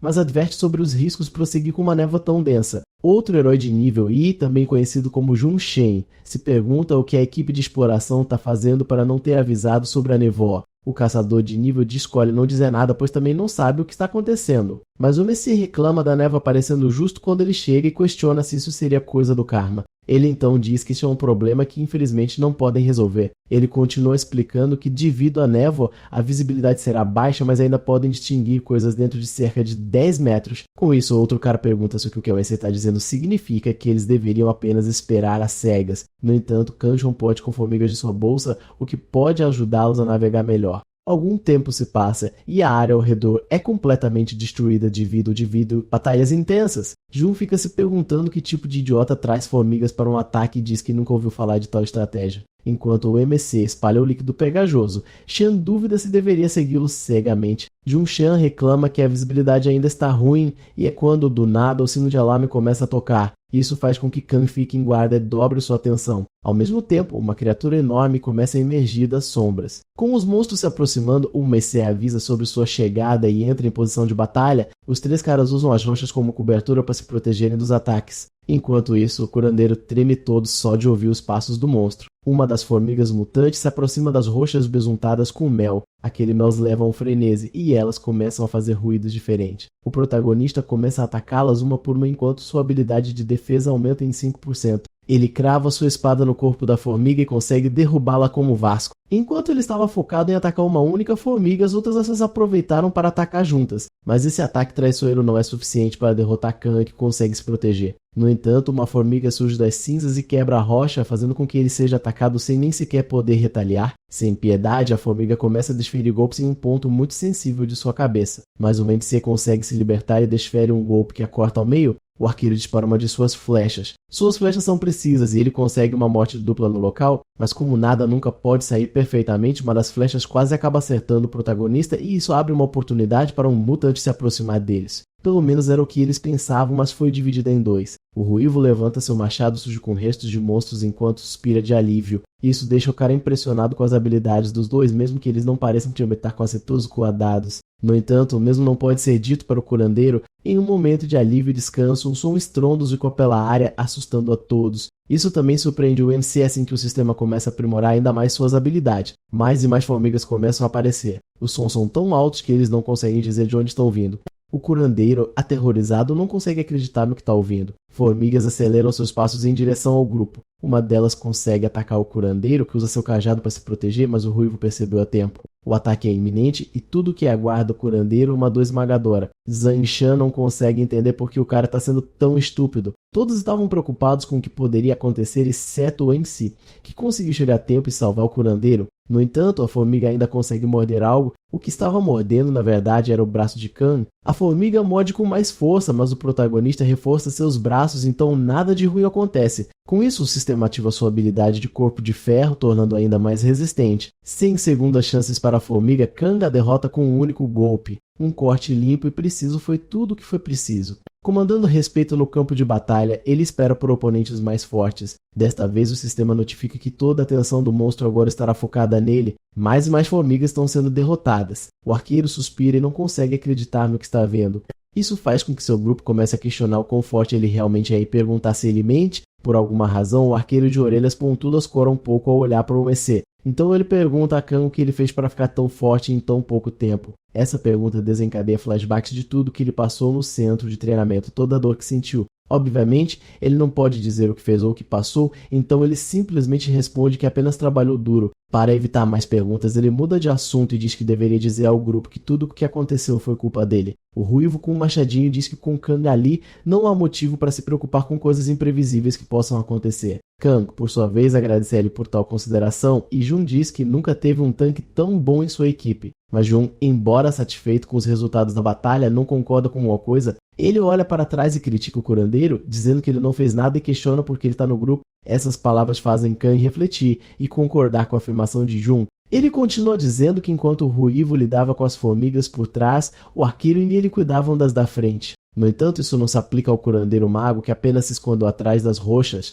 Então ele pergunta ao cara por que ele se juntou ao grupo e para evitar que o grupo se desfaça, o arqueiro tenta acalmar as coisas. Com isso, ele também pede para explicar em nome do curandeiro. Enquanto o arqueiro explica a entrada do cara, algo começa a acontecer ao redor dele. Bem embaixo de seus pés o chão começa a tremer. O tremor é forte, causando rachaduras e fazendo com que eles caiam em uma caverna. Ao mesmo tempo, o sistema notifica que o karma e a dificuldade aumentaram. Todos no grupo estão vivos, mas feridos em alguns lugares. Então o MC avisa que eles estão em perigo pelo simples motivo de terem caído em um formigueiro. O sistema então notifica que sua defesa e saúde aumentarão de acordo com o número de inimigos. Sabendo que estão ferrados, Junpei entra em pânico e avisa que a formiga guerreira chegará em breve. O mutante de rank D com 170 centímetros de altura se aproxima lentamente deles. Em seus pensamentos, o protagonista começa a perceber o quão ferrados eles estão por estar em uma área de rank C. Ao mesmo tempo, o curandeiro inútil começa a se sentir mal de medo e dor. Kang se aproxima e pergunta o que está acontecendo com Oban. O arqueiro de cabelo verde do grupo se vira e se prepara para explicar. Ele diz que o Bin teve trauma com monstros desde a infância. Jun, sabendo que eles estão em apuros ainda maiores agora, começa a ficar irritado com toda a situação. Ele grita, perguntando por que alguém assim foi trazido para uma missão tão importante e questiona a sanidade do arqueiro. Todos estão chocados com as palavras de Jun Chan porque sabem que isso não está certo. Lita Shen atira novamente, dizendo que cair um formigueiro já não era ruim o suficiente e agora eles têm que lidar com um mago inútil também. Enquanto os caras discutem sobre o que é certo ou errado, o sistema notifica Kang de um aumento de 35% em suas habilidades. Frustrado e pensando que vai morrer, Jun diz a Ubin e a Bill para assumirem uma responsabilidade. O MC percebe o pânico no grupo e tenta acalmar os pequenos atos para que as coisas não piorem ainda mais. O protagonista sabe que se entrar em pânico, suas habilidades não serão usadas de forma eficaz. Ele tenta acalmá-lo explicando que entende por que Jun está em desespero, já que nunca enfrentou reis de alto nível antes. É por isso que ele diz a Jun para se concentrar em lutar e pede que ele confie no Mank C. Ele então pediu que eles olhassem ao redor e percebessem que não importa quantas formigas venham, há apenas um lugar para elas passarem. Então o MC pergunta se ele pode ir lá apenas cobrindo a retaguarda deles e Jun diz que tentará fazer isso. Então ele diz a Rambo para cuidar dos túneis menores assim que o pequeno mago se acalmar. Kang e seu grupo se preparam para a batalha contra as formigas mutantes. Em seus pensamentos, ele diz que há 30 formigas esperando para serem derrubadas, mas para ele não é nada mais do que um treinamento a ser superado. No entanto, seu único medo é que todas as formigas sejam soldados de classificação superior. Uma formiga ataca o protagonista enquanto a proteção do guardião é ativada. Ele está enfrentando uma boa quantidade de dificuldade, já que por enquanto ele está lutando contra elas sozinho. Elas são rápidas e fortes, então ele sabe que precisa parar algumas antes que saiam do túnel. Sem tempo para fraqueza, o MC retoma o ataque às formigas. Ele usa uma de suas habilidades de espada para empurrar um monstro para trás. Ele reativa sua habilidade de sangue demoníaco, mas desta vez em sua segunda forma. A formiga não o deixa descansar ou pensar e acaba atacando direto ao Mercê. Enquanto ele difere e recebe golpes, Khan sabe que não é suficiente já que sua defesa aumentou, mas não seu poder de ataque. Ele consegue derrotar uma formiga e pisa em sua cabeça para finalizá-la e garantir que ela se foi para sempre. Mas as formigas não param de vir. Seu escudo desmorona lentamente, mas isso ainda não é suficiente para pará-lo. Com um único ataque, ele derrota 3 das formigas que avançavam. Quanto mais formigas ele derrota, mais seu poder diminui e a contagem de perda já está em 10%. Então, mais uma vez, ele ativa suas habilidades de sangue demoníaco e consegue aumentar temporariamente seu poder de ataque. Com maestria, ele corta as formigas que continuam atacando. Seu HP e defesa continuam a cair ainda mais, mas seu poder de sangue aumenta em mais 2%. Uma formiga ousada até tenta atacá-lo de cima, mas é inútil, pois é perfurada pela espada do protagonista. Desta vez, o que aumenta é sua determinação e foco porque ele sabe que está conseguindo. Ele avança novamente contra os monstros enquanto seu poder continua a aumentar. As formigas não param de vir, seja do teto, do chão ou das paredes, elas continuam avançando. Jun Chen também está fazendo o melhor que pode. Ele atinge uma das formigas, no entanto, outra formiga avançando silenciosamente consegue agarrar seu braço. Ele tenta manter a calma para não entrar em pânico novamente, mas não funciona e ele começa a sentir uma dor avassaladora pela mordida. Ele usa seu machado para derrubar uma pedra sobre a formiga. Na verdade, funciona, pois a pedra acertou um golpe crítico no monstro, mas isso teve um custo de soul. Ele começa a pensar que é o fim, pois não poderá usar suas habilidades devido à dor, mas então alguém aparece atrás dele e começa, aos poucos, o braço do cara volta ao que era antes. A pessoa que usa o poder de cura é o Enxi, que pergunta se John está tentando morrer ou algo assim. Little Axe Chen fica chocado ao ver que Kang é quem está curando ele. Ele pede para ele parar e usar suas habilidades de cura em si mesmo primeiro. O MC agradece a preocupação, mas diz que John também precisa de ajuda. Eles lutam lado a lado, prontos para morrer se necessário. Enquanto Khan se preparava para se curar, ele é surpreendido pelas formigas. No entanto, o MC consegue se defender a tempo de evitar maiores danos. Mesmo que consigam derrotar muitas formigas, a sensação é de que nunca acaba, então precisam controlar sua resistência. Por causa disso, Khan se pergunta quantas formigas restam depois desse buraco. O pobre Rubin ainda não consegue ajudar sua equipe devido ao seu trauma com monstros, mas ele sabe que não pode continuar assim e se pergunta por que isso está acontecendo só com ele. Tudo isso deixa triste, pois os outros caras estão dando tudo de si para lutar contra os monstros. Chamando Rubin, Rambo pede para ele se recompor enquanto Rubin se recusa a aceitar a realidade. Isso deixa não apenas Kang e Jun irritados, mas também o arqueiro, que não gosta de ver seu amigo nesse estado. Então ele agarra o mago curandeiro pelo pescoço e começa a sacudi-lo. Ele dá um tapa no cara e pergunta se ele está vendo o que está acontecendo. Ele diz que eles estão arriscando suas vidas apenas para protegê-lo agora. Ele diz a ele que se ele quer morrer, ele deveria morrer sozinho e não levar pessoas inocentes com ele por causa de seu trauma. Sem palavras para explicar ou força suficiente para agir, esse é o estado em que ele se encontra. Então, por alguns segundos, Rubin se lembra de seu amigo ligando para ele e contando sobre uma pessoa incrível que ele conheceu durante o teste. Ofegante e suando frio, ele ouve o que seu amigo tem a dizer. Ambiel não gosta de ver seu amigo assim e pergunta se ele quer formar uma equipe com ele e a pessoa do teste para ajudá-lo a superar seu trauma. Depois de ouvir a palavra trauma, algo dentro do curandeiro faz lembrar de tudo o que ele passou. Seus flashbacks novamente lembram de tudo o que ele passou com sua família tentando ficar longe do portal. Enquanto ele tenta fugir em alta velocidade, o menino cai no chão e se machuca. Sua mãe pede para ele se levantar o mais rápido que puder e ele diz que dói. Então ela diz ao Rubin para se agarrar a ela o mais forte que puder. Então o menino se agarra à sua mãe com todas as suas forças, mas algo acontece com ele e sua mãe. Algo ruim acontece bem na frente dele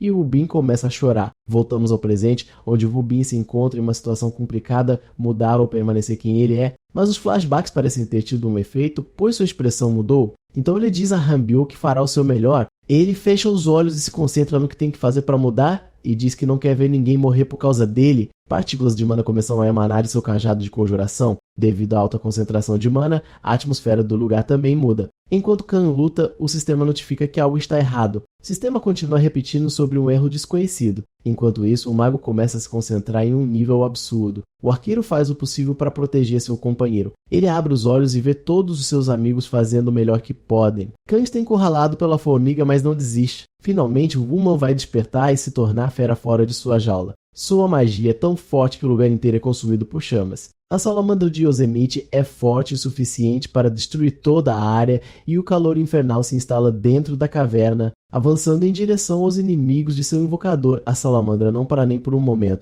Mais fogo continua a ser liberado e espalhado pela salamandra. O pequeno machado Chen está assustado com o que está vendo. No entanto, a salamandra avança em sua direção, deixando-o assustado. Mas ele não é atingido, apenas o túnel de onde as formigas estavam vindo. Nosso mestre também está impressionado com as habilidades do pequeno mago. Ele então se vira ao perceber o que o trauma pode fazer com uma pessoa. Finalmente, as coisas mudaram para o mago que antes era tratado como um fardo para o grupo.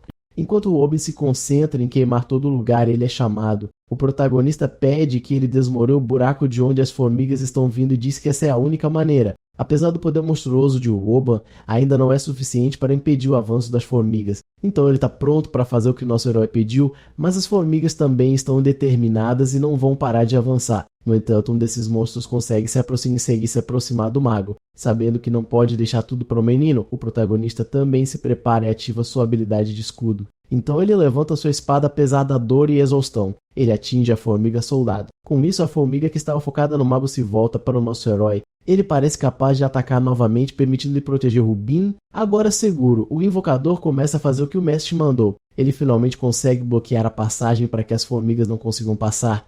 O protagonista admira o quão incrível a magia pode ser com tanta mana armazenada, mas a magia era tão forte que eles também precisam sair de lá rapidamente se não quiserem ser pegos aos combos. Lutando, Kang agarra Jun Shen e começa a correr o mais rápido que pode. Enquanto isso, o arqueiro grita para ele, pedindo-lhe para se apressar. O lugar inteiro é enterrado novamente. Tudo o que resta são cadáveres carbonizados. Em um lugar seguro, longe do perigo, o mestre começa a curar o membro mais ferido do esquadrão. Kang está completamente esgotado, desmoronando, mas ainda mais preocupado com os outros. Devido a tudo isso, o Luca Bellino aparece e chama Wen-Se. Ele está chocado que ela apareceu do nada. Ela diz que Kang passou no 6º teste e deve receber sua recompensa. O sistema exibe o status atual do Messi após a recompensa e ele sabe o quão difícil é aumentar até mesmo um único atributo. Mas as recompensas ainda não acabaram. No entanto, o protagonista tem uma pergunta para a garota e pergunta por que os testes estão arrastando outras pessoas para eles com ele. Ela responde que existem alguns testes que ele não conseguirá completar apenas com sua própria força, que o Rubin foi essencial para este. Ela explica que as variáveis são completamente aleatórias e complexas, assim como a entrada do mago no grupo.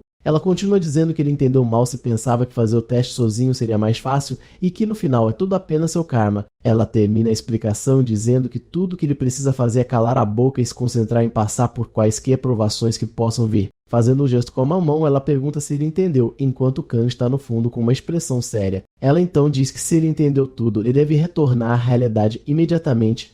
O grupo, vendo que nosso herói se levantou, está feliz e pergunta se ele está bem. E ainda não entendendo bem o que aconteceu, Kang pergunta se ele desmaiou de novo. Ele pergunta por que eles ainda estão lá e o arqueiro responde que eles simplesmente não podem voltar, já que a caverna tem 10 metros de profundidade e eles não podem escalá-la por causa de sua formação. Depois de explicar por que eles não podem sair, os caras dizem que a melhor opção era esperar que ele acordasse e ver se ele tinha algo como um trampolim. Então, Jun pergunta a Hanbyo por que alguém teria algo tão inútil, e o arqueiro responde que é apenas uma piada. É quando Kang surpreende a todos dizendo que ele realmente tem o item. Eles perguntam por que ele tem algo assim, e Kang responde que é para situações exatamente como aquela em que eles estão. O pequeno machado Shen fica surpreso ao ver que o Messi carrega itens de isca de formigas e um monte de pergaminhos aleatórios com ele. Antes de se reunir e se preparar para sair da caverna, pisa no trampolim e tente pular o mais alto possível. Eles fazem um segundo salto ainda maior, pois o primeiro foi apenas para ganhar impulso. Finalmente, no segundo salto, eles conseguiram saltar para fora da caverna. Como eles saíram da caverna, o item começa a desaparecer.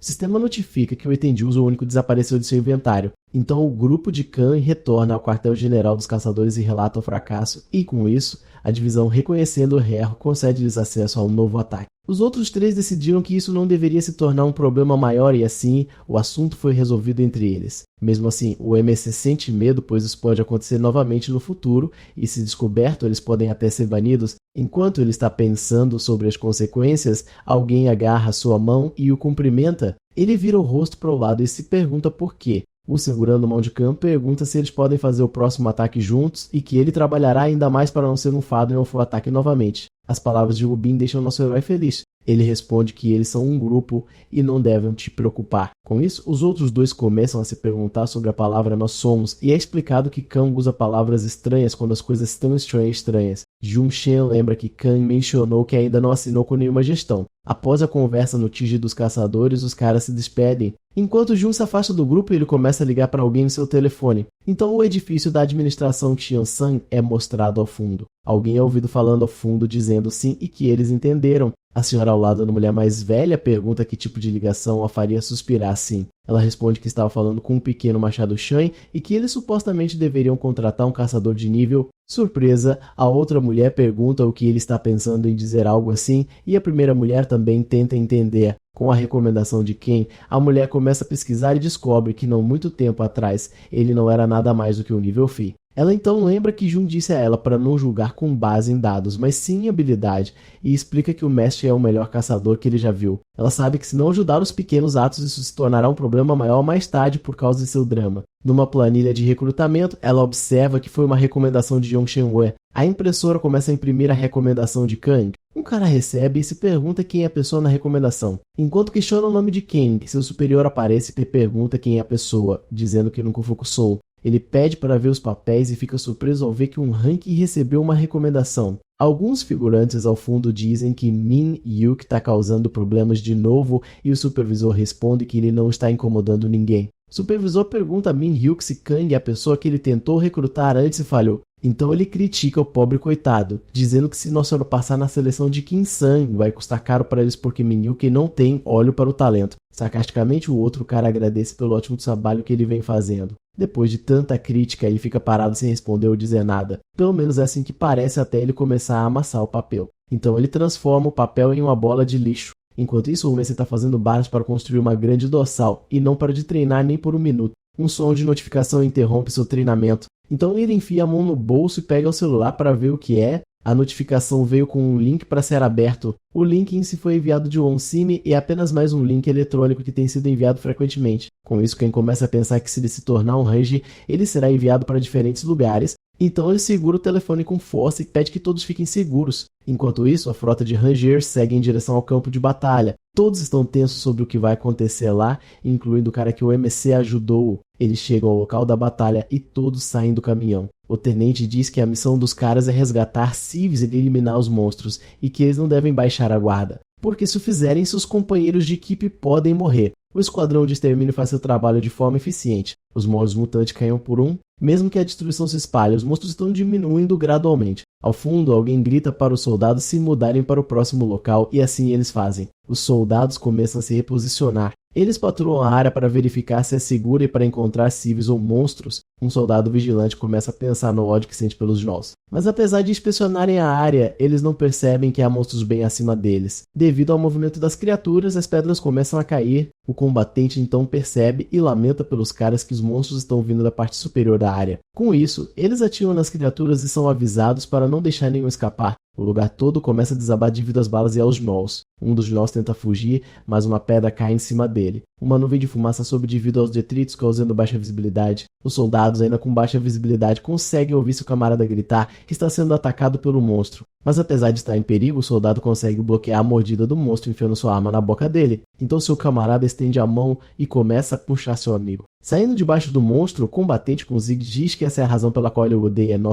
Após a provação que passaram, o tenente pediu que eles vasculhassem a área e relatassem imediatamente se encontrassem mais Gnolls. Chun-Sik parte para patrulhar os arredores, sempre em alerta máximo. O cara na frente deles percebe algo errado, então eles param por um momento. Ele vira o rosto para o lado para ver o que poderia ser e fica chocado. Então Xion pergunta ao seu comandante Park o que está acontecendo ali. Park responde que precisará deixar a formação por alguns minutos, porque antes de vir para o Link ele recebeu uma mensagem de seu irmão dizendo que estava indo para os abrigos, mas o lugar para os almos, onde ele foi, não é seguro. Então Xion pede que ele pelo menos relate suas superiores, mas Park diz que essa área não está sob a segunda companhia, mas sim a terceira. Xion tenta argumentar, mas não ajuda muito. Portanto, o cara pede compreensão, dizendo que se fosse a avó de Shun, ele provavelmente faria a mesma coisa. A isso, Shun responde que este não é o problema, é que Park está tentando entrar em uma área perigosa sozinho. Com esses argumentos, Park parece hesitar um pouco. No entanto, apesar de entender, Park faz o oposto do que seu amigo diz e segue em direção à zona de perigo. Sem muito o que fazer, Shun observa seu camarada correr em direção aonde ele precisa ir.